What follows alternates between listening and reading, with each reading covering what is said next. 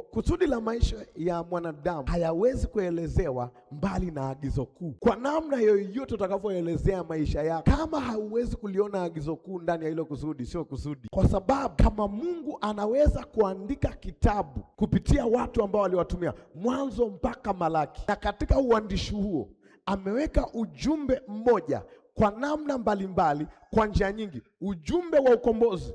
Maana yake kusudi la mwanadamu halipatikani nje ya ukombozi. Kinachowasumbua watu wengi wanapotafuta kusudi la kuumba kwao, unajua ni nini? Kwa sababu tunafundishwa na dunia yenye saikolojia yake. Unaambiwa try to be unique.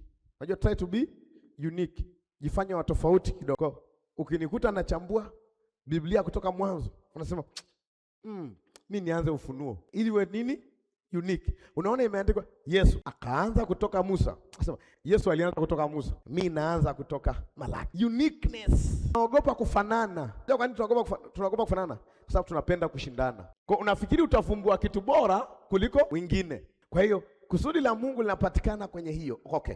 Kwa tukitaka kujifunza kusudi la mwanadamu, lazima tulione kwenye nini? Agizo kuu. Tukitaka kujua kusudi la malaika, lazima tulione kwenye agizo kuu.